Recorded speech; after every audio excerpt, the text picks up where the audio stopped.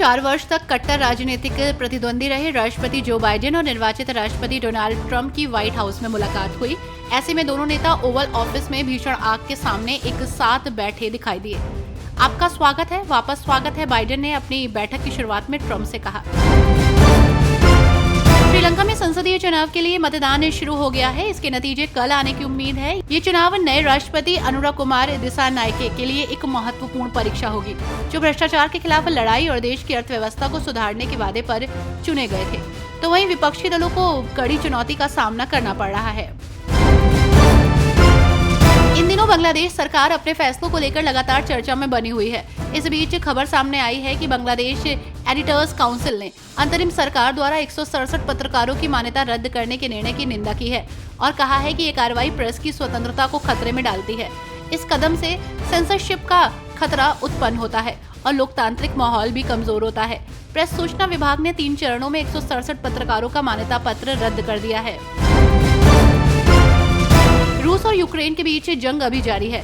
उधर Joe Biden Ukraine की और मदद करने जा रहे हैं। बाइडेन यूक्रेन के लिए खास इंतजाम कर रहे हैं।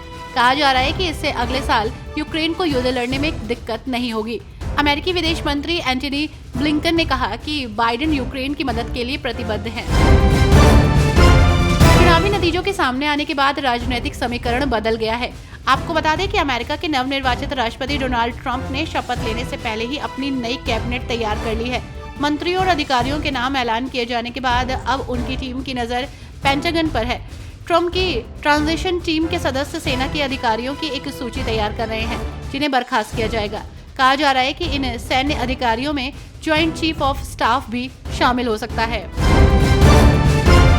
इजरायली रक्षा बलों ने पुष्टि की है कि दक्षिणी लेबनान में इजरायली हवाई हमलों में हिजबुल्लाह के 3 फील्ड कमांडर मारे गए हैं। ये घोषणा सेना द्वारा मंगलवार रात को किए गए उस खुलासे के तुरंत बाद की गई है, जिसमें उसने बताया था कि बेरूत के दहिद जिले में आतंकवादी समूह के अधिकांश हथियार भंडारण और उत्पादन सुविधाएं नष्ट कर दी गई हैं।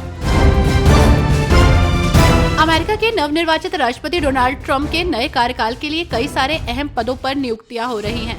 इस बीच रिपब्लिकन पार्टी ने साउथ डकोटा के सेनेटर जॉन थून को अगले सीनेट बहुमत नेता के रूप में चुन लिया है, जिसमें मिच मैककॉनेल के नेतृत्व में एक महत्वपूर्ण बदलाव हुआ है। आपको बता दें कि ये बदलाव राष्ट्रपति डोनाल्ड ट्रंप के व्हाइट हाउस लौटने के बाद हुआ है, जिसमें मैककॉनेल के एक प्रमुख सहयोगी को एक महत्वपूर्ण पद पर पदोन्नति दी गई है।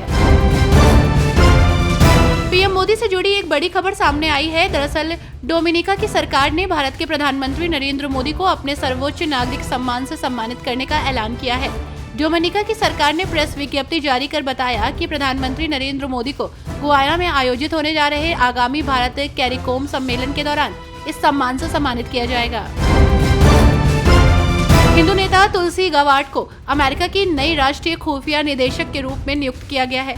2019 में तुलसी गवाड ने डेमोक्रेटिक राष्ट्रपति पद की प्राथमिक बहस में कमला हैरिस को शिकस्त दी थी। हालांकि वे राष्ट्रपति पद की उम्मीदवार की दौड़ में पिछड़ गई। साल 2022 में वो डेमोक्रेटिक पार्टी को छोड़कर रिपब्लिकन पार्टी में शामिल हो गई थी। ब्रिटिश समाचार द गार्जियन ने सोशल मीडिया प्लेटफॉर्म छोड़ने का फैसला किया है। द गार्जियन ने बताया कि वो सोशल मीडिया प्लेटफॉर्म एक्स को छोड़ रहा है।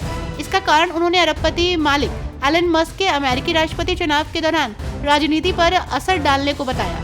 समाचार प्रकाशन ने कहा कि वो अब अपने आधिकारिक अकाउंट से एक्स पर कोई भी पोस्ट नहीं करेंगे।